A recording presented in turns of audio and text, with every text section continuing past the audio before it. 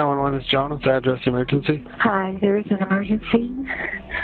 I found something in my son's closet wrapped in a plastic bag. Okay, what was it? I think it's a human head. It's a what? I think it's a human head. Okay, so parents have some concerns of some stuff they may have found in your room? Yeah, I believe so. And what would it be? A human head and hands. These clips might look like they're straight from a crime thriller, but they aren't. It all started on February 28th, 2021, with an accident at the Colorado River post-midnight. How do we call a tow for that? I don't know, because he'd have to get in the friggin' water. After speaking with Terry Cohey, detectives discovered that the driver of the car on the boat ramp was her 19-year-old son, Brian Cohey. He had recently begun driving, and he said he had been unable to get the car back onto the road after parking on a slope near the boat ramp. Yeah, he's an inexperienced driver. Okay. Car here on the ankle. Is your son right here? Yep. Hey, partner, you want to come out and talk to me real quick? Sure, I mean, Appreciate it, man. I'm really cold. Is it okay if it's in here? Because That's fine. Because he is Okay, submerged. that's fine. I did not know that. No, please stay in the car.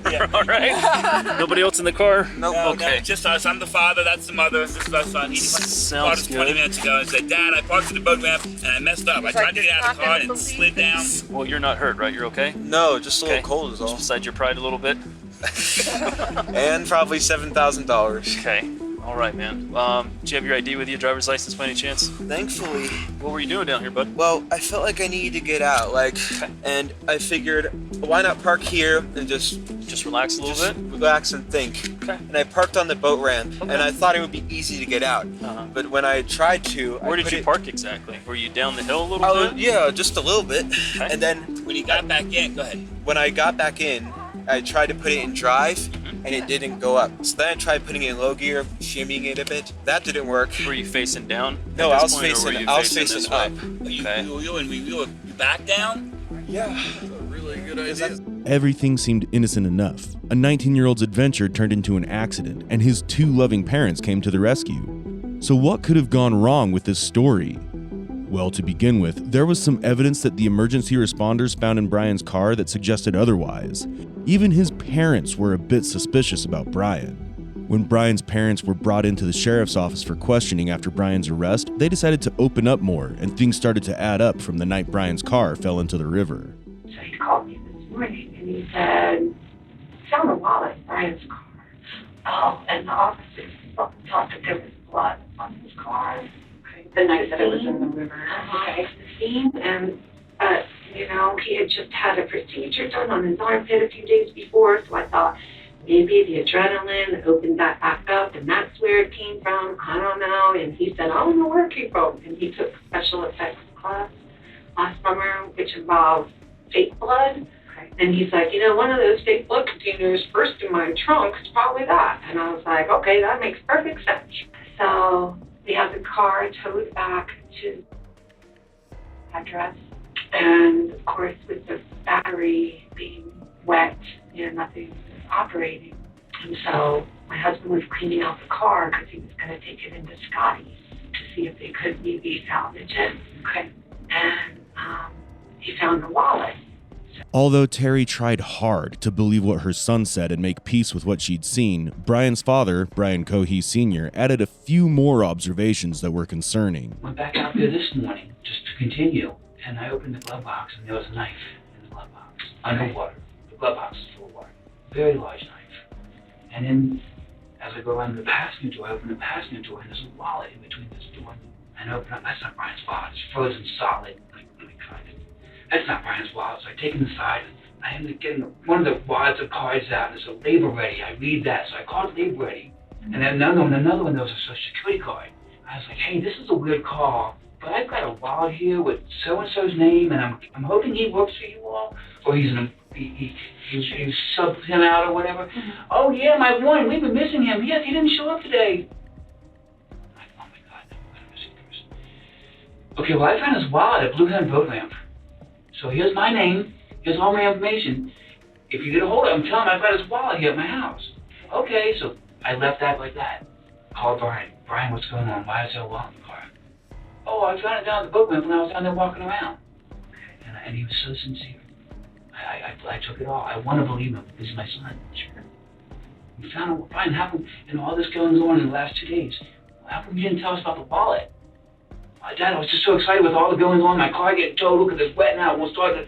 I just didn't think about it. I didn't think it was important, Dad. I'm like, Brian, who is Warren? Who is this Warren, whatever guy? Dad, I swear to you, I only know one Warren. He's my school friend. It's not him. I believe him. There's blood on the bumper. Right. And I'm like a smear of blood. And I'm like, that didn't come from that cut. And I asked him, Right, you telling us the truth? I knew. I didn't want to believe it. Something was going on. Had that gut feeling. As their suspicions grew, Brian's father called the organization on the ID, People's Ready, about Warren Barnes' wallet that was found in Brian's car and found that he was indeed missing. An investigation was started to find 69-year-old Warren Barnes.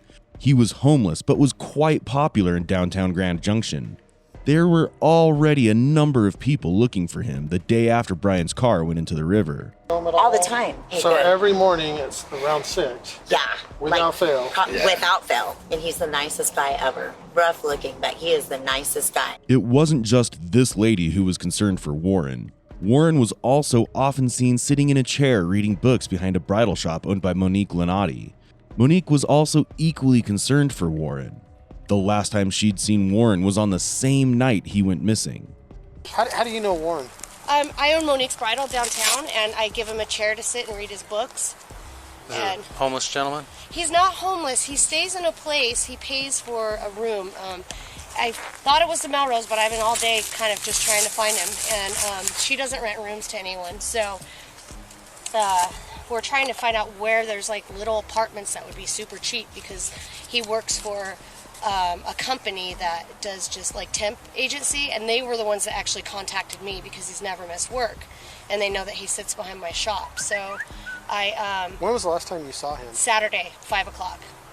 I said, I'll see you tomorrow, Warren, and he was like, okay, meaning he planned on coming down on Sunday, and then he did not show up. I hope you guys find him. I hope he's okay. If anything, I just hope you find him so that we can start the next process of whatever, because I don't know. I just have a really bad feeling because it's unlike him. Turns out Monique's intuition about Warren was right, for what came next was an absolute nightmare for everyone. 911 is John. What's the address emergency? Hi, there is an emergency. I found something in my son's closet wrapped in a plastic bag. Okay, what was it? I think it's a human head. It's a what? I think it's a human head. Why do you think it's that? Because it looks like it's all an ear. Is it bloody, or does it like anything like that? I just need to come.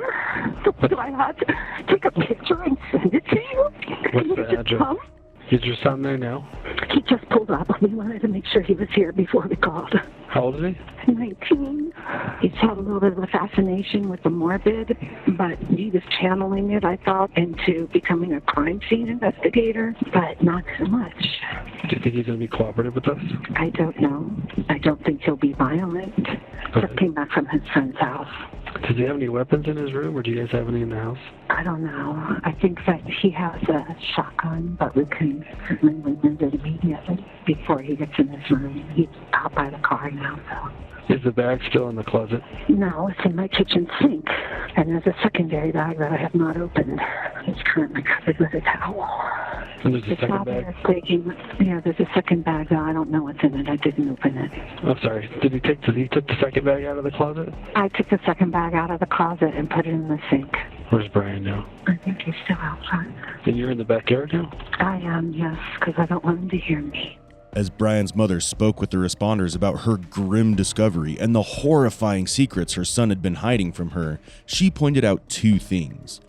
First, Brian had an interest in dark and morbid subjects, which he was channeling into preparing for a career as a crime scene investigator. Second, she emphasized that she did not think Brian would be violent if approached.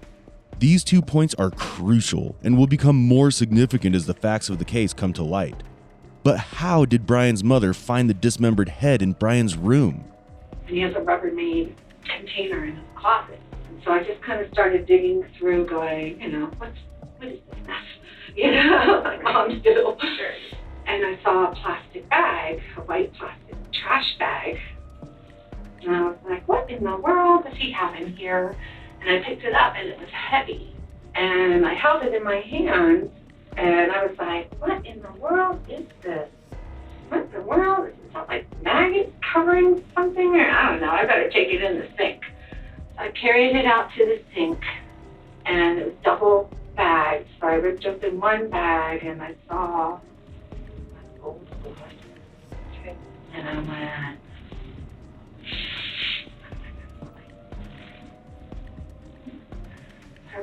this was in the second bag. This saw this head. Okay. It's so beautiful.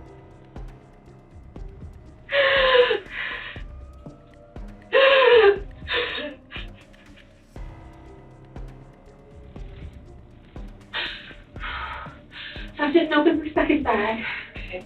Based on her 911 call, when detectives finally go to their residence to check the claims, Brian is already there.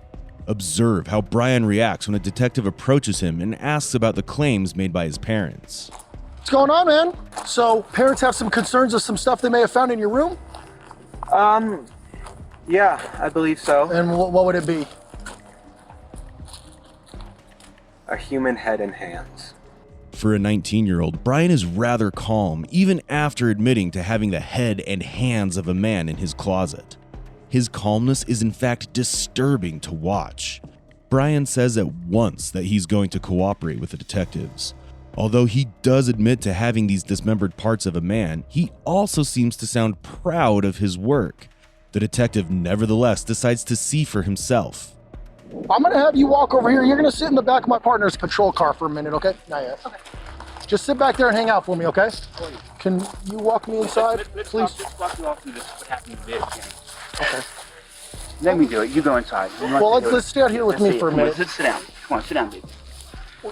Can I go in there and verify here Oh, first? yeah, please. Let me We go haven't through seen that. it. Yeah, we haven't Okay. looked at it. It's under the towel in the sink. Okay. Yeah, and Annie, stay with your mother. Give her Just make sure that guy goes in the car first. I can stay here. You can go in the sink, right? I had a bag feeling about what happened this weekend. Okay. She said there's a bag in this closet, and she opened it up. And she called me and said, get over here right now. I covered it with a towel. Okay. I didn't want him to see it because we didn't want him to run. I don't want to look at it.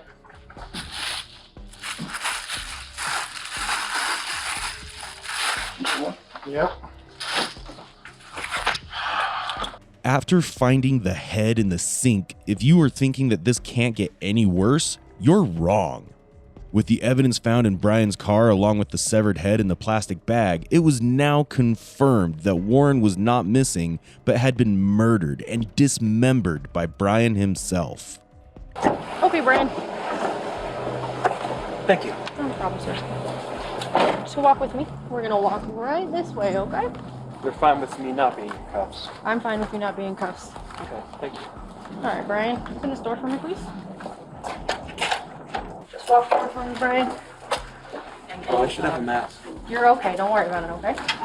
Keep on walking. Keep going. Take another left. Hard left. Right here. Right here. Sorry. All right. So have a seat, and we'll be with you in a moment, okay? Thanks, Brian. After his arrest, Brian was taken to the Mesa County Sheriff's Office in Colorado. This was where he diligently confirmed the location of the crime scene as he was questioned by detectives Peter Berg and Lisa Norcross. Underneath this side? I was on this side underneath the bridge. Okay. Where I did it. So, make this picture so I don't lose track of where I'm at here. Okay? Oh, of course. Go there. Tell me to drop lights. Good. I hope I'm being cooperative. Oh, you're doing great. No use. So you could have just walked over here. I could have. It's no use trying to deceive Vaughn. So that's north, that'd be east, so it's more on the west side of Crosby. It is the west side. And you threw... What all did you throw while you were there? I mean, how many pieces am I looking for? There are two pieces of arm this section and this section. Okay. Just in this general area. I couldn't say where they are. Under Broadway at Crosby. And then the body, you know where Blue Heron is? Mm-hmm. Yeah, it was done there. Okay. Down the little ramp there. Yeah, the little ramp. After his confirmation, detectives arrived at the crime scene. What they saw was beyond their imagination. It's right here. Oh, you see it? Yeah. Because there's an arm. Oh, shit. Hey.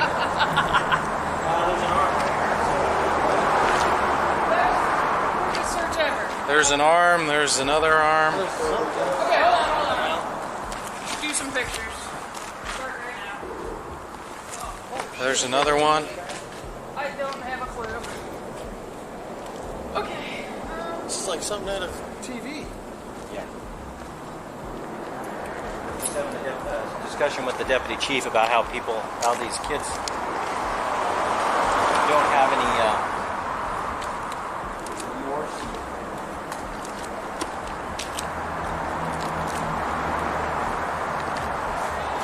Right, here's a leg. Well, it could be the upper arm or a leg. Well, there's 3. There, and there. Pieces down there, Parts of Warren's dismembered remains were found near the Grand Avenue footbridge near Crosby Avenue. A gruesome crime like this was beyond comprehension. As we now move to observe Brian's interrogation, you'll see that his detailed accounts of the way the crime was committed, his well-articulated rationale, and his personality are quite intriguing. Brian's willingness to casually admit to taking someone's life without any display of remorse or concern for the victim's suffering is a hallmark of a disturbed psyche. Let's take a closer look at his interrogation. Well, this is Lisa. Hi, how are you? Okay, yeah. Good, thanks. Not really good. Can you trade me seats? Sure. Ooh, that's okay, right? No, this is the special chair because it's softer and I'm old.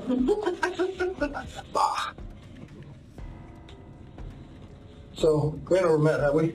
No. Can you, it's Brian, walk me through, how do you spell your last name? You want my full name or my last name? Your full name, good. Thomas Cohee, C-O-H-E-E, Junior or the second, whichever one. Okay. And what's your birthday, Brian? January 10th, 2002. And your address? Which one? How many do you have? Well, there's my dad's address and there's my mom's address. Which one do you live at, both or one or? I sleep at my mom's. Okay. But I often visit my dad's every day. Occasionally, like maybe once a week, I'll just stay at my mom's, but yes, almost every day I go over there, evenings, mornings. I'll be right back. Okay. What's your mom's name? Terry Cohee. What's your dad? Ryan Joseph Cohee, Sr.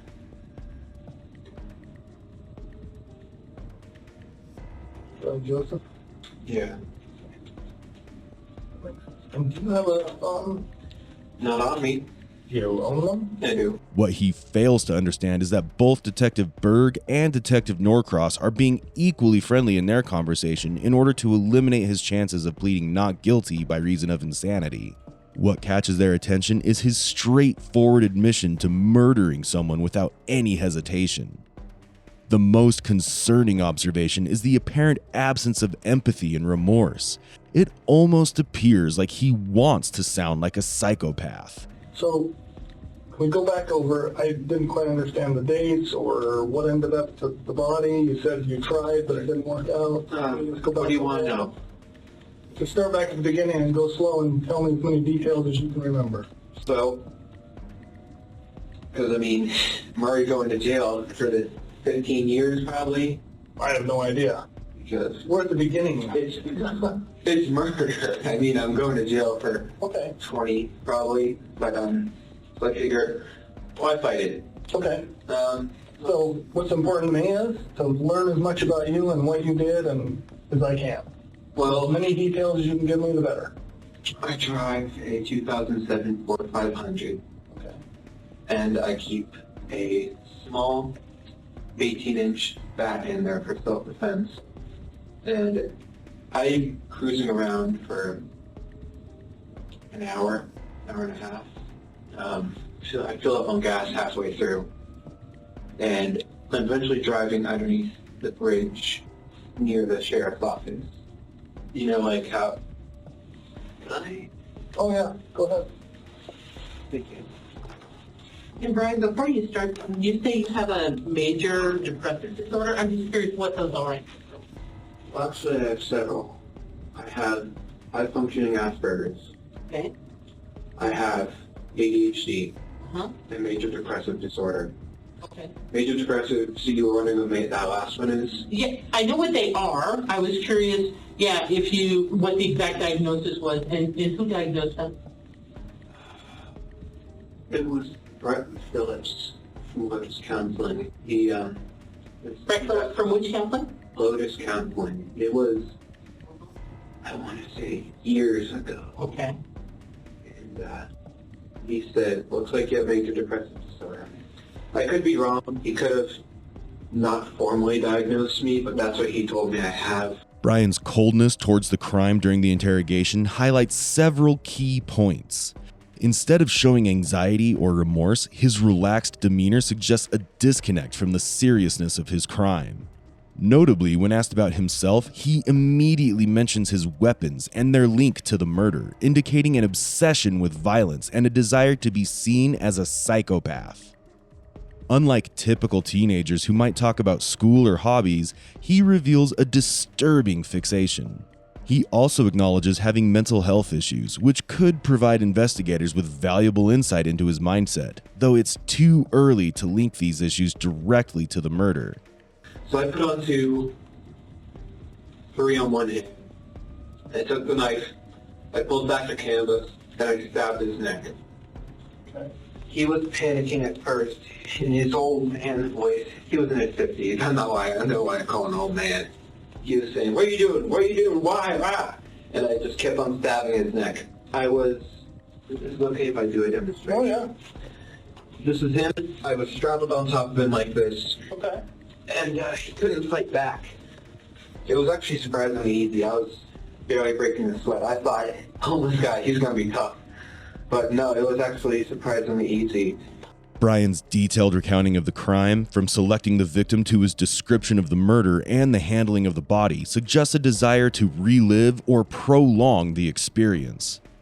This fixation might stem from psychological issues. It's not uncommon for some murderers to obsessively recount their actions, seeking control over their thoughts and memories. Additionally, repeating the crime for detectives may give him a perverse sense of satisfaction or power, often linked to a sadistic need to establish dominance and control over others. During the time I was growling and making animalistic noises. But why were you doing that? I suppose it was a frenzy. Okay. I was so excited, so rushed up on adrenaline every day. Like this. Woo-hoo! And I paused and he said, "Why are you doing this?" And I said, "I've been wanting to do this for a long time, murder someone." And then I continued.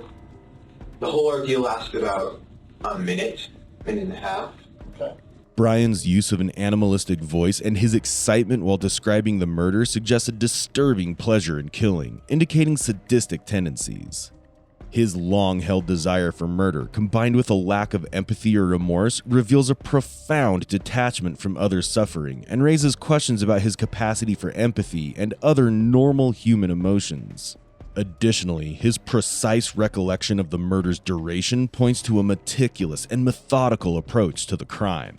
Speaking out my mind at that moment, it was a pouring out of the mind. What are you worried about? I mean, this looks like it's pretty close to the road and stuff. Somebody seeing you or catching you? It was 11 p.m., so not many were driving by.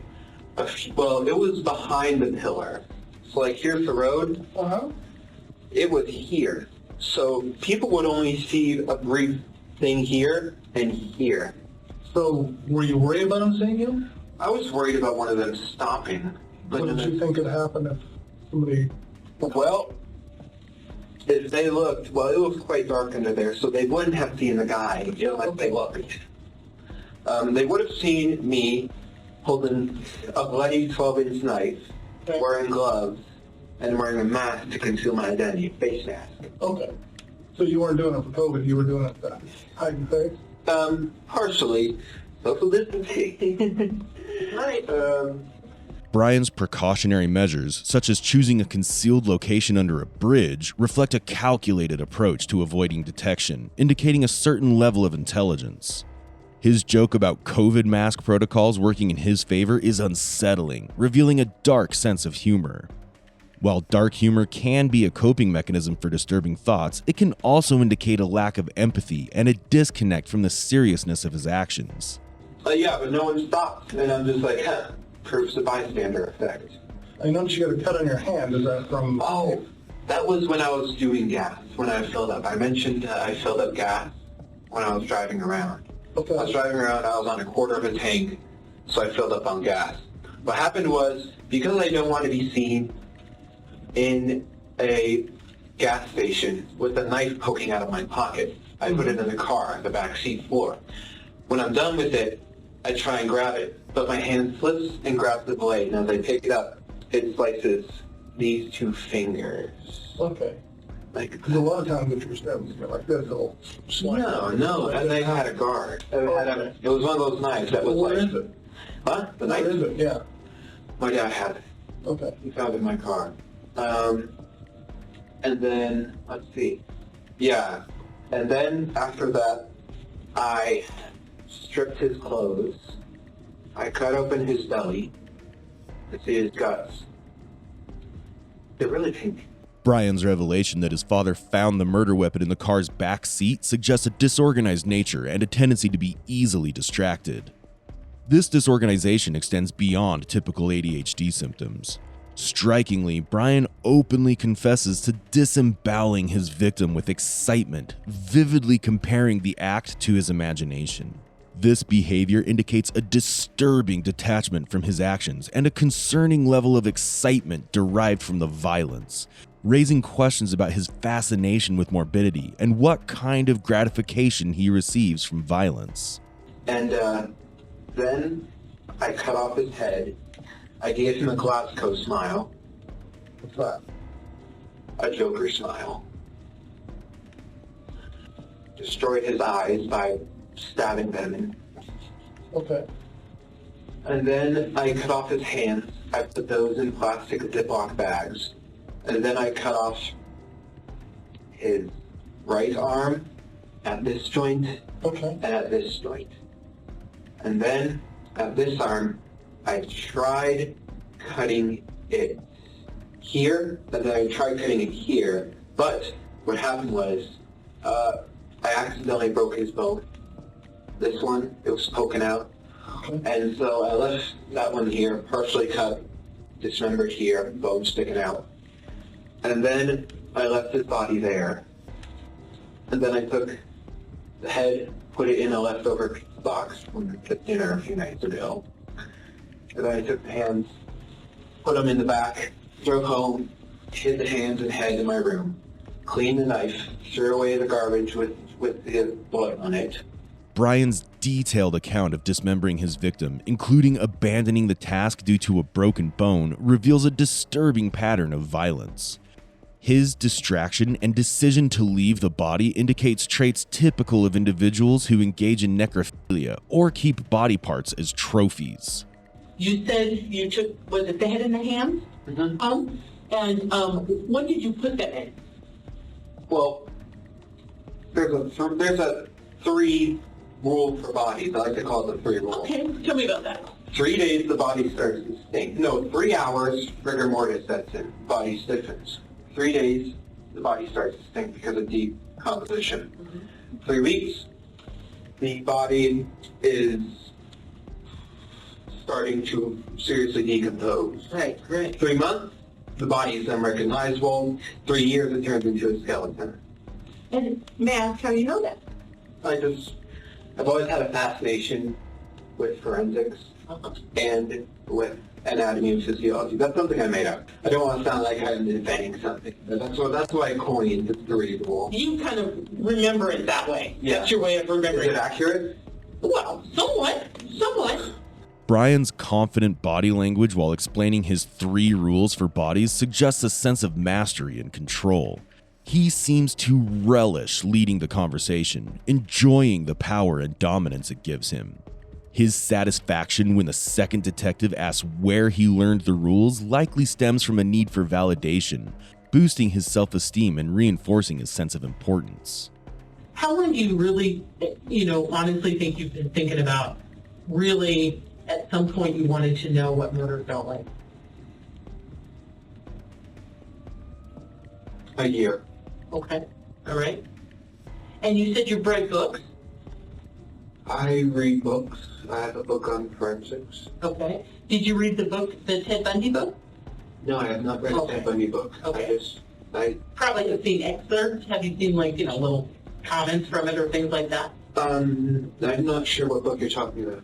The one you mentioned, the whole stuff about Ted Bundy. A lot has been written. No, it was on the internet. Yeah. Okay. All right.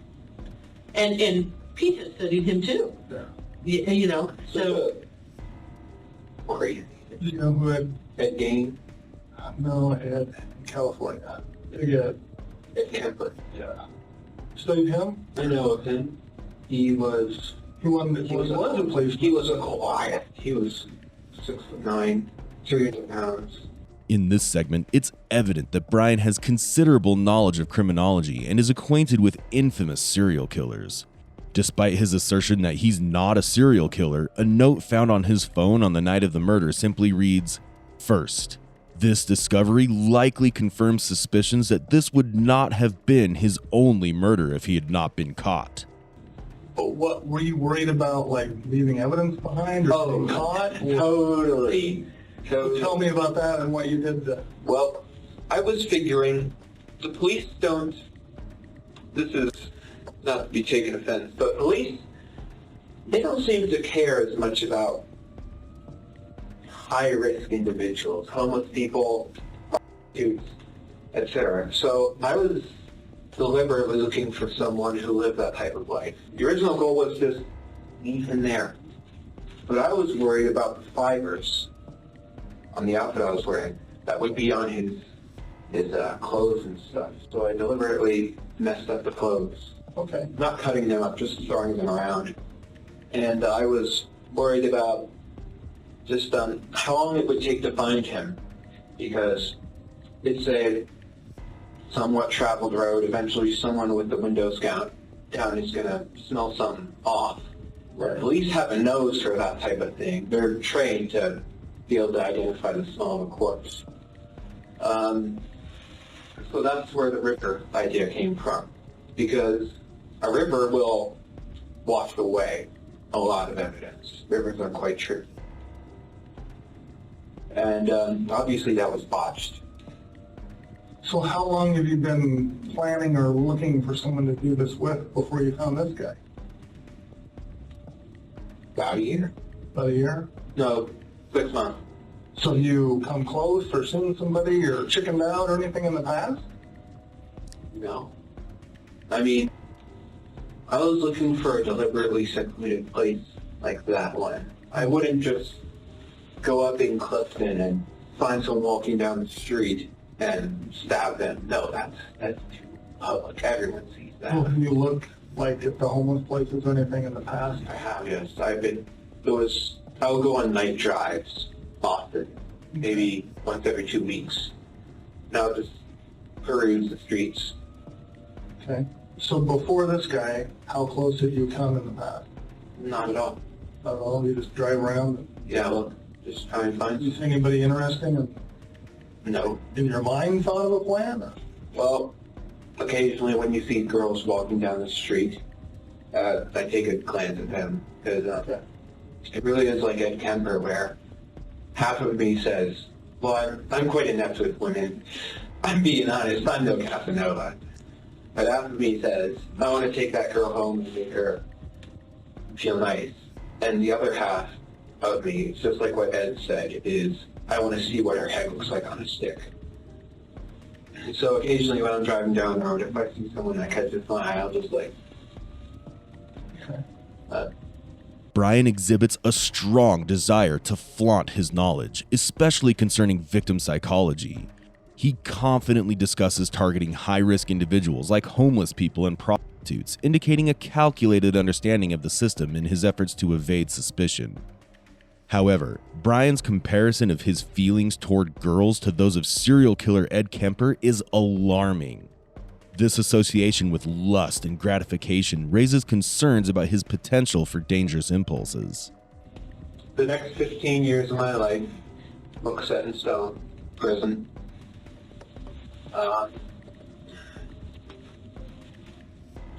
I go back that night, probably wouldn't have done it. Knowing that, knowing what it felt like, knowing how this will all turn out, I wouldn't have done it. Well, what did you think it was going to feel like? What did you said you were curious. What did you think it was going to feel like? I thought it would be the best feeling in the world. Okay. And you said you didn't feel much of anything. Excitement. Oh, that's right. Okay. But other than that, no. Okay.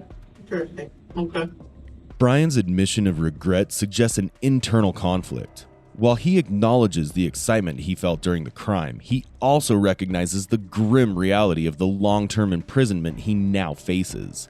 This conflict indicates a struggle between the short-lived thrill of the act and the harsh reality of its aftermath. You took the hand, you took the head, you got both arms off and threw them. Did the legs stay attached? The legs stayed attached. Okay. All right.